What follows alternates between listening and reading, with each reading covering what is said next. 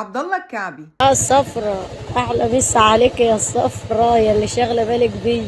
نتكلم عن مشاركة الأهلي في كأس العالم للأندية، ما تيجوا نشوف. الأهلي يحقق أسوأ الأرقام السلبية الأندية المشاركة في كأس العالم عبر تاريخها في النسخة الأخيرة بالنظام الحالي.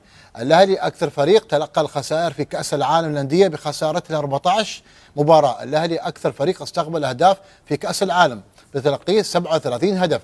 محمد الشناوي أكثر حارس مرمى استقبل أهداف في كأس العالم للأندية بتلقيه 13 هدف. ايه ده؟ ايه يا نجم؟ اهدى وقول هديت. مالك يا حبيبي بس شايل في نفسيتك كده من الأهلي قوي كده ليه؟ طب اما نشوف الضيوف اللي معاه جايين يقولوا ايه، يمكن حد يعقله. انا اقول لك كانت بطولتهم انهم فوزهم على الاتحاد فقط. انتهت البطوله بالنسبه لهم فقط. فازوا هناك البطوله هذيك على الهلال وفازوا على هذا.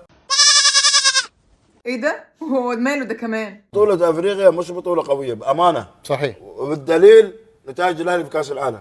حتى كان 3 فرق من اسيا وصلوا نهائي. بتقول ايه؟ بطولة افريقيا مش بطولة قوية؟ و3 فرق وصلوا من اسيا للنهائي، علشان كده يعني اسيا جامدة زحليقة، وجايب واحد تاني يقول ان الرجاء والهلال والعين الاماراتي احسن من الاهلي؟ طب ابلع ريقك كده واسمعني كويس، مش انت بتتكلم بالارقام؟ انا كمان عندي ارقام. بص يا سيدي، تحب نبدأ بمين؟ بالرجاء. الرجاء اخد بطولة افريقيا 3 مرات، والدوري بتاعه اخده 12 مرة، وشارك في كاس العالم للأندية مرتين. طب خلينا مع العين الاماراتي، اخد دوري ابطال اسيا مرة واحدة، واخد الدوري بتاعه 14 مرة، وشارك في كاس العالم للأندية مرة واحدة. طب خلينا في الهلال اللي انتوا طالعين بيه السما ده، مسميينه الزعيم ونادي القرن الاسيوي. تعال نشوف ليه. نادي القرن الاسيوي اخد بطولة دوري ابطال اسيا 4 مرات. والله زي ما بقول لكم 4 مرات بس. واخد الدوري السعودي 18 مرة، وشارك في كاس العالم للأندية هم 3 مرات. خلاص. امال حضرتك فاكر ايه يعني؟ مرة منهم الاهلي لب و4 تجوان. 4 تبهدل، 4 تخلي ليلتك ليلة أرنب، ما تعرفش تسوي ولا تعرفش تقول. حلو، لسه الكلام مخلصش. تعال شوف بقى ارقام الاهلي يا ابو ارقام. اخد دوري ابطال افريقيا 11 مرة. طب الدوري 43 مرة. طب مشاركة في كاس العالم للأندية 9 مرات. ال9 دول اخدنا منهم كام ميدالية؟ 4 ميداليات. يا دين النبي ايه الحلاوه دي؟ اهي الارقام يا استاذ ارقام انت. خلينا بقى نرد على العسل التاني، قال ان دوري ابطال اسيا جامده زحلقه، وان دوري ابطال افريقيا ضعيفه جدا، عشان كده الاهلي بياخدها.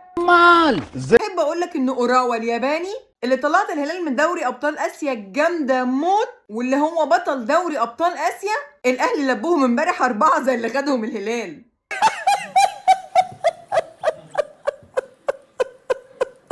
مش دول دوري ابطال اسيا؟ واضح ان ابطال اسيا جامدين جدي. نيجي بقى لحوار ارقام الاهلي في كاس العالم للانديه. انا اقول لك الارقام، خد عندك يا سيدي. الاهلي شارك في كاس العالم للانديه 9 مرات، انما كل الانديه السعوديه كده كلها على بعضها شاركوا 5 مرات. حلو. استنى بس، في ال5 مرات استقبلوا كام جون؟ 33 جون. الاهلي في 9 مرات استقبل كام جون؟ 34 جون، يعني قد اللي استقبلتوه في ال5 مرات مشاركه. لما توصلوا ان شاء الله ل9 مرات مشاركه زي الاهلي ما وصل ده، لو وصلتوا يعني، يا ترى هيدخل فيكم كام جون؟ ما بعدش يا جيم. الاهلي وصل لنص النهائي بس 5 مرات، قد عدد مشاركتكم كلكم كده على بعضكم. ها، شفت الارقام ولا اوريلك تاني؟ شكلك لسه ما شفتش. طب هديلك تاني. الاهلي وصل للفوز العاشر في كاس العالم للانديه، كده يبقى التاني على العالم بعد ريال مدريد اللي فازت 12 فوز، يعني ما بيننا وما بين ريال مدريد 2. ولو فوزناهم هيتعادل الاهلي مع ريال مدريد في كاس العالم للانديه في الاكتر فوز في العالم. ها، ايه رايك في الارقام العالميه دي؟ ده فعلا شكل الاهلي ضعيف موت عالميا. ايه يا ابو ارقام، اقول لك تاني ولا اقول لك كفايه عليك كده؟ لا لا لا لا لا لا، ده كده 100 فل يا جدعان، كفايه والنبي. لما تيجي تتكلم اعرف الاول بتتكلم عن مين، وابقى ذاكر الاول قبل ما تتكلم، وما تفتيش في اللي مالكش فيه. سلام.